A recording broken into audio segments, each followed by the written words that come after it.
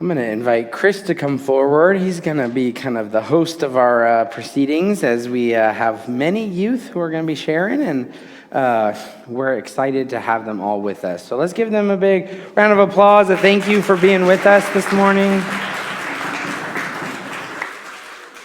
Good morning, everybody. I will take all of those applause and direct it this way because our fine young youth members here are the ones that have done all the work that you are about to hear about. We were just sitting up in the youth room discussing what we were going to talk about today, and what I brought up was that as we sit here in August and we go through the month of September, October is when pre-registration starts for SSP 2026. So everything you're about to hear about today started last year in October as we started to discuss who's going and everything like that. Now, the most amazing thing happened this year when we started planning this year's trip. When we finally got to the point where we could put dates down, who could go, I do a survey, and the survey comes back to me with lovely pie charts. And this year, the pie chart was 100% full for the week that they went in July, which never happens. One of the most difficult things in planning this trip is having to look at somebody and go, I'm sorry, but the majority of people can go on this date, so we have to go with this date. But this year, we did not have to do that, and it was absolutely extraordinary. We had 9 total people go from our church. We had 7 youth, 2 adult leaders, which is the largest group we have had go to SSP since, I'm wanting to say 2016, when Alyssa and Tim took the kids to Arizona. So this is incredible that SSP over the last couple of years has really grown since COVID, and more kids are wanting to go. Because let's face it, we're talking about teenagers giving up a week of their summer to go sleep on the floor of a basement and do manual labor. So the fact that we had 7 kids that were willing to do that shows how amazing the youth of our church are. So please help me give it up for them real quick.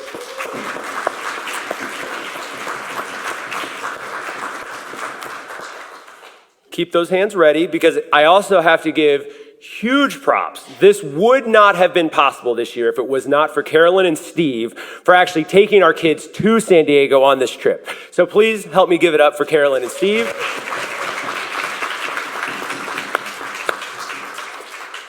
It's very difficult for me to go on this trip yearly and leave Megan at home with our 3 kids by herself. She goes crazy. So to be able to send them with these 2 adults, I am so thankful that you were able to do that. So enough of me. We are going to start off with one of the members that got to go on his last year of SSP, Silas Hammernick, actually moved into college yesterday. And if he wasn't busy enough doing college things, he actually did take some time to make a video. And Romeo, if you could play that video whenever you are ready. And he's going to start talking about... Hi, my name's Silas Hammernick, and I went on the SSP 2025 trip. And this is just some of the things that I really liked about this trip. I think that this trip it was my last trip to SSP because I'm in college now. So I'm really glad that I was able to go on this trip this year. I think that one of my favorite experiences on this trip especially was the Spirit Walk. I think it helped me get closer with God, but also closer with some of my peers and people that I got to know over the trip. And it was really interesting to hear from all the counselors about their experiences. I also think that my work projects were extremely they weren't necessarily fun, but I think they were very rewarding once we had finished them. And I'm really glad that I had the opportunity to help the community of National City. I also think that pulling wheatgrass or ice plants at the San Diego beach was probably very rewarding as well, seeing how much we cleared, but also showing how much there's still left. And it really inspired me to make an effort in the community. So I think this SSP 2025 trip was just really amazing and helping me get closer with God, but also realize, see the benefits of helping out a community.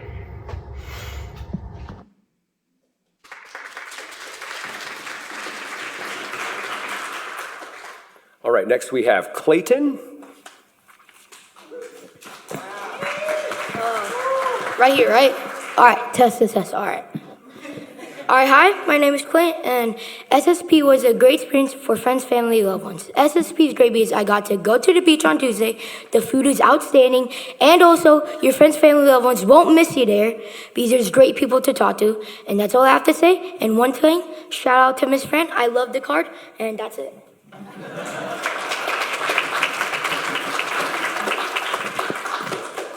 All right, 2 seconds here. So we also had a member go, Roxy Moser went as well. She was going to come speak today, but she woke up not feeling well this morning, so she quickly typed something out, and her mother has sent it to me, and I will read it for you today. On this SSP trip, I derusted the fence around the host church. I became friends with the whole group. It is amazing that you can become close friends in such a short time. We even had a nickname for the Kona Browns because of the color of spray paint we used. Speaking of growing closer within our youth group, I became closer to Kai. We bonded over reading and writing and even started writing a book together. The theme of this SSP trip was to build bridges and take down walls. On our beach day, we were pulling up invasive plants, and I got to use a pickaxe, which was a lot of fun.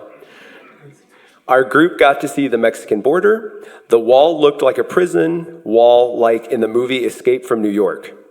The park rangers who had worked there a long time said it used to be just a fence and kids from both countries could talk to each other, hold hands, and share food. Now with a wall, there is no way to do that. The only way to make connections is to build bridges. Everyone is capable of tearing down walls together.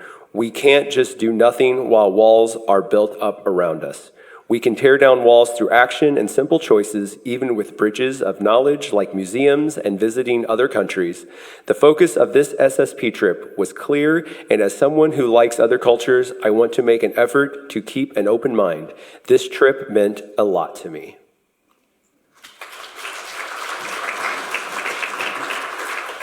All right, now I want to invite up Kai. Hey, I'm Kai. I'd just like to talk about how SSP sort of helps you not only know the people who came there, but know the other churches I meant, but know the people who are at your church and better knowing them. Like, for example, Roxy just talked about that. And for me, I also learned a lot about Clayton over here. Yeah. A lot of fun stuff, like in the middle of the night, he was crawling around somewhere. And when I was sleeping in the car, he was whispering in my ear. Very fun. That's sort of it. Yeah. Woo.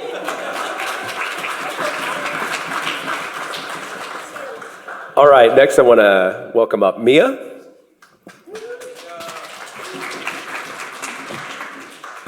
Hi. Hi, I'm Mia. This is my third year of SSP. Each year has been so unique and so different in ways I could never have expected. And even though the activities feel somewhat repetitive and the week structure is very similar each year, what makes it truly unique are the people. The wonderful counselors and the many different volunteers and adults that you get to meet every single year. There are so many people nearby that I met in SSP this year that I never would have crossed paths with. Someone who goes to a similar robotics team that I do, even though we had seen each other at a competition, we'd never interacted before, but now we have a true connection and we've been texting a lot. There's people with similar interests that I never would have met, and adults that I can feel truly supported by despite never having talked to them before. I even talked to one of the counselors and asked how, despite having 6 weeks of SSP, it didn't feel monotonous, even though the structure was very similar. And she said it was the people. The 60 people coming in each week, making each time a perfectly unique experience and a wonderful overall time together. Overall, I've made so many new connections, and I'm excited to meet with people again in person, despite having never done so before with other people in SSP. I'm excited to meet new people at SSP and to take my skills that I learned interacting with others in SSP in the real world. Thank you.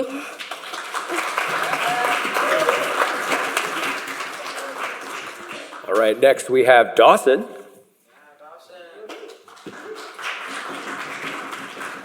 Hello, my name's Dawson, and I would like to share a moment on the beach day.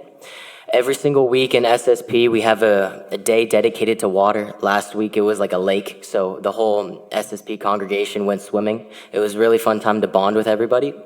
And this year, we went to a beach in National City, and we picked ice plants. It's an invasive plant that grows like a vine on top of the ground, and our job was to pull it out. And it was really fun trying to pull those suckers out. They're pretty hard, getting them out of the ground. Hard work, but we got a lot out. And the people afterwards, the park guards, rangers, came to us and they said, thank you for all the work that you did. You managed to do like 3 days or weeks worth of work in 3 hours. So we're really grateful to you. So that was nice. Now that we got our work done, we were able to get a reward and go to a beach day. And at the start of SSP, it is very different, like Mia said. Last year, everyone came in tiny little church groups, and we were able to pretty much work with each other and be best friends by the second day. But this year, it was a little bit different. The vast majority of the kids came from one church, the Westwood Church, and there was over 25 some kids. So they didn't really feel a need to branch out or hang out with anybody else because they had a friend right next to their shoulder at all times. But during the beach day, I did feel a deeper growth. We played beach volleyball, and we had like friendly competitions trying to block each other's shots or spike over one another.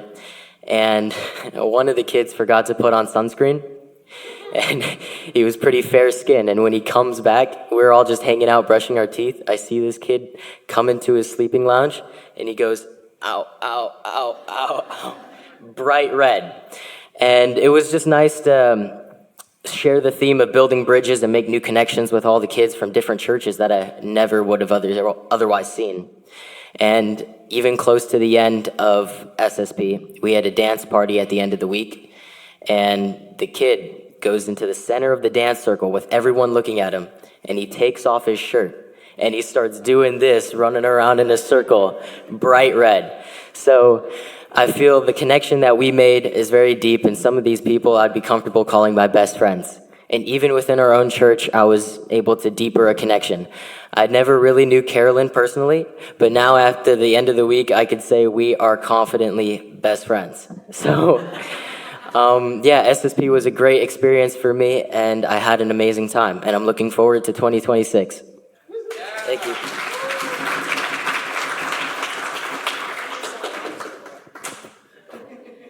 Thank you for bringing up Carolyn, because next we have Carolyn.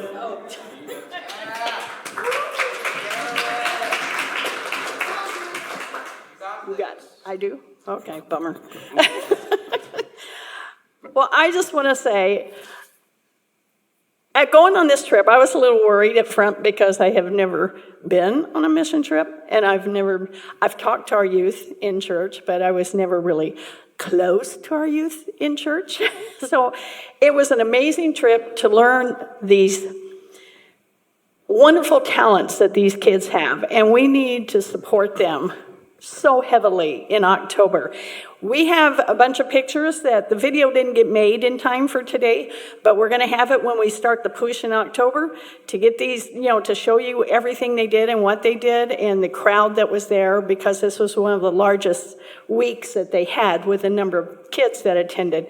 But we need to really support this because I am so impressed with the future of our church within these youth.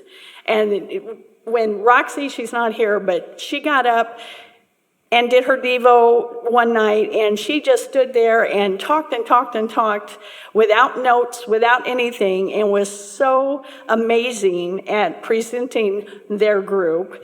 We have, Mia, I've seen Mia grow up in this church, but she was just so open and out there and ready to meet people, and getting to know Dawson, yes, you, Clayton, was a real thrill. But I am just very impressed with these kids, and you should be too, because they are our future, and hopefully they'll stay around and teach our younger ones to come up and be part of it. But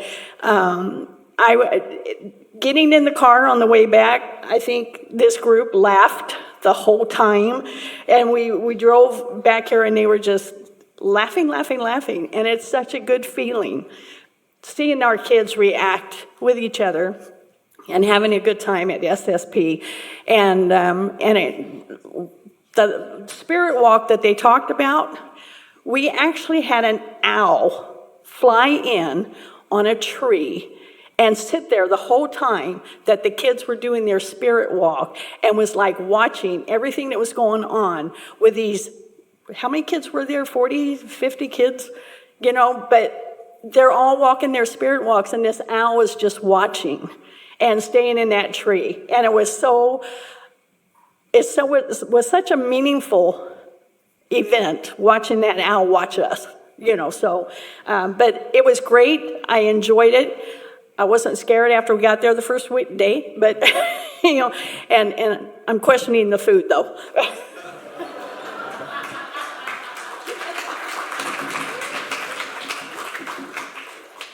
And last but not least, bringing us home, welcome up Steve. This is my first year doing this, and it was San Diego, so I brought my own car. And I was a little leery because it's going to be 50 kids, I was told, and I wasn't going to have my own kids, so it was going to be strangers in my car. And the thing that was so interesting is that they took the phones away from the kids, so they'd have to communicate with each other and learn stuff and get rid of technology. What I didn't realize, they were going to turn it on me and start asking me questions. So they call me Mr. Steve. So one example, I'm driving the car and I got three strange kids. I don't know them at all. One of them says, "So just how fast can this car go?" And I say, as I'm driving, the speedometer says 140. And he says, "Have you ever gone 140? And I said, No. And he said, "Can we go 140? And I said, No. How fast have you gone?" I'm thinking, how long is this ride? Okay, I guess I've gone like 82 miles an hour, maybe passing somebody down a hill on the freeway. And he goes, "That's all?" And I said, "Yeah." He says, "My mom drives 85 all the time." And I said, "Well, she must be a great driver." And he goes, "No, she's terrible." So I was driving along, all these questions. Then the one they always turn back to is, if you're stranded on a deserted island and you can only bring three things, what would you bring? So you would start off with a round trip ticket. They say, it doesn't count. You'd say, a boat, doesn't count. How about a cell phone? Well, there's no cell towers. And that would happen all the time for this. It was fun because towards the end, they would come up and say, "You're a really good worker," because they would have, we always wanted to have a water break so nobody got dehydrated. So I would just keep working to keep them motivated to get things going. So it was nice that they would see what they got done and then what somebody else could get done to get something going, and it was really sweet. The other thing that I liked is that they had a theme. It was Christmas in July. So what would happen is that the place was decorated with Christmas things, and at night, when they're shutting the lights off at 9 o'clock, they would do Christmas carols, or the night before Christmas, the staff would come up and do that. And in the morning, they would sing Christmas carols to get us up. So it was nice because we had a floor with everybody with sleeping bags on it. And it was neat because I could watch my guys and just see how they could interact. And I found out that Dawson's really sneaky. He took his soccer ball and he put it on his pillow and he fluffed it up to make it look like his head. And then he took his sleeping bag and he rolled it up like his body. And then he did a commando shuffle like this to go to the end of the room so they could be like a slumber party and they could all giggle all night long and do stuff like that. So if anybody here is thinking about driving and doing this with the kids, it really is enjoyable. Some of the projects we did, because nobody reviewed that, is that there was a firehouse that needed their back wall painted, so they had ladders and rollers on sticks and poles. There was another one where I took my kids to a skate park that was all full of graffiti. And you just, as a parent with two boys, you know, it's really not a good idea to give them a gallon of paint and a roller and say, get busy, because things are going to happen. But it didn't. Things were fine. They got the whole thing done. The other project they did was a big paper mache bald eagle for the American side. And it was about maybe 9 feet, and it had wings on each side. And people were going to hold poles to hold it up in the air and make the wings flap. And that was supposed to happen on August the 16th. On the Mexican side, they were going to do a condor, the same kind of thing. And the two peace parks were going to have a celebration where it's going to go. Because I guess in Mexican culture, there is a legend, when the condor and the eagle can fly together without fighting, there will be peace. So that was really nice. And then we had the beach day, and then dug up some more stuff. I think that's all we did. But it was very enjoyable if you're thinking about driving and going down there and being with some kids and just watching them do stuff. On day one, it was a little weird because they brought out power tools. And I was really going, wow. They have what's called a chop saw, and it's a circular saw, and you lift it up and you put the wood through, and then you cut off your fingers, is what happens. So I was watching these kids thinking, uh-oh, this is not going to be good. But they did. They survived that. And then how to use a drill where you have to keep it straight and do stuff. So that was good. The only thing that was a little weird is that at lunchtime, it was peanut butter and jelly sandwiches. And they would ask you, do you want your sandwich yet? And then they would all be making it, and you know, it's delicious. And do you want crunchy or smoothie? And that was it. So it was very enjoyable. I got to know a lot of kids, had a lot of fun, and I encourage anybody to be involved and just stand back and watch the kids grow. Thank you.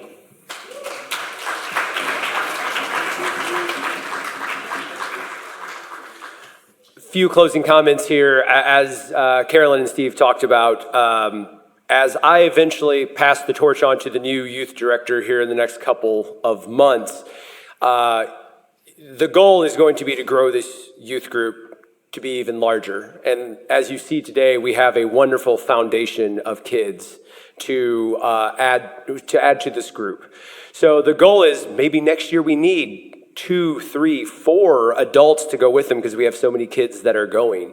And as Carolyn said, in October when we start pre-registration, we'll probably come up here with some pictures and show you some more ideas and give you more ideas of visuals from the trip, so that maybe next year at this time, maybe you're up here sharing your experience with SSP.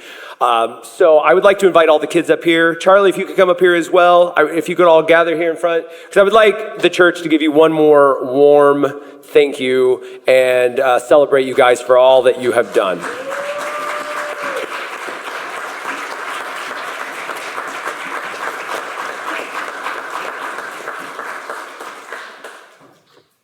And now we tie the bow. SSP 2025 is in the books. Yeah. All right. Thank you so much, youth. I just have one thought about our scripture today. And it ties directly to what the youth just shared about what they did. I know they shared the fun stories, and but there's also the point of this is Sierra Service Project is a project of service for other people. Sometimes they're building houses. They don't really know, like we said, when we sign up in October, we're not exactly sure what the project is for the next year. And yet the youth are willing to do whatever it is that's put before them. It's something that youth are very good at that is underrated, is that they actually are much more go with the flow. And they're not in control of all their calendars, and they're not in control of everything they do, and yet they are in control on whether they want to plan for 9 months, whether they want to go somewhere and they want to serve other people. And they are continually saying yes to that. And so I just want to say one thing about our scripture. In light of our youth, sometimes we've got to learn the lessons, right? We've got to learn lessons from our youth. And they talk about what it means. They didn't talk about what it means to serve, but they did talk about what it meant to them. And sometimes we forget that the best way to live our lives is in service. It is in service to other people, that is when our true joy comes. When our true being alive, what it means to be a human, what it means to share life together is done most in service to other people. So Jesus says these words, "As the Father has loved me, so I have loved you. Now remain in my love. If you keep my commands, you will remain in my love, just as I have kept my Father's commands and remain in his love. I have told you this so that my joy may be in you, that your joy may be complete. Love each other as I have loved you." What it means to be a human, what it means to be free, what it means to have joy is all done in service. And that is where we become who we were meant to be from the beginning. We are humans. We are alive because we get to share this life with other people.